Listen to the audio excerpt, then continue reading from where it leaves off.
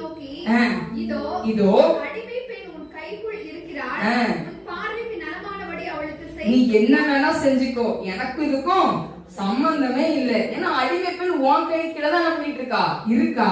நீ என்ன வேணா செஞ்சுக்கோ, எனக்கு இதுக்கு என்ன இல்ல, என்ன உள்ள கொண்டு வராத அப்படின்னு சொல்ற. யோசித்து பாருங்க, இப்ப கன்சீவா இருக்கா, ஆபிரகாமோட மைண்ட் எப்படி இருக்கு? அடிமை பெண்ணாதான் தோணுது, கரெக்டா இல்லையா? அடிமை பெண்ணாதான் அவனுக்கு தோணுது.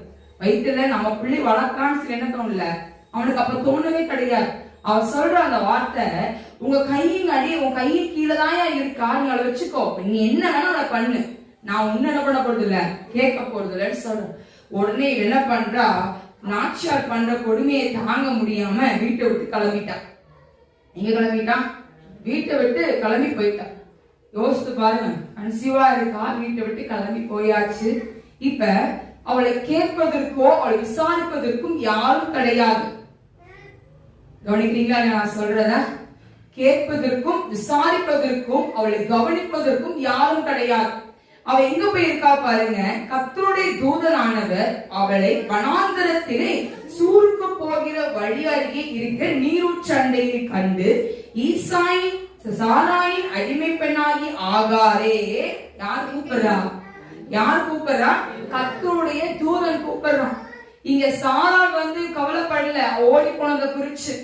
ஆபிரகாம் கவலைப்படல, ஆபிரகாம் அவள்கிட்ட தட்டி கேட்கல, எந்த ஒரு விஷயத்தையுமே அங்க நடக்கல. அவளுக்கு ஒரு ஸ்டாண்ட் அங்க நடக்கல, அவளுக்கு ஒரு நியாயம் அங்க நடக்கல.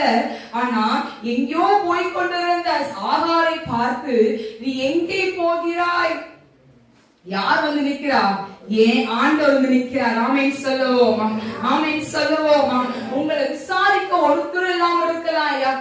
ஏன் உங்க கணவர் உங்களை விசாரிக்காம இருக்கலாம், உங்க மனைவி உங்க பிள்ளைகள் உங்களை விசாரிக்காம இருக்கலாம். ஆனா உங்களை விசாரிப்பதற்கால், உங்களை பார்ப்பதற்கால், உங்களை பார்த்து கொண்டிருக்கிற ஒரு ஆள் இருக்கிறது.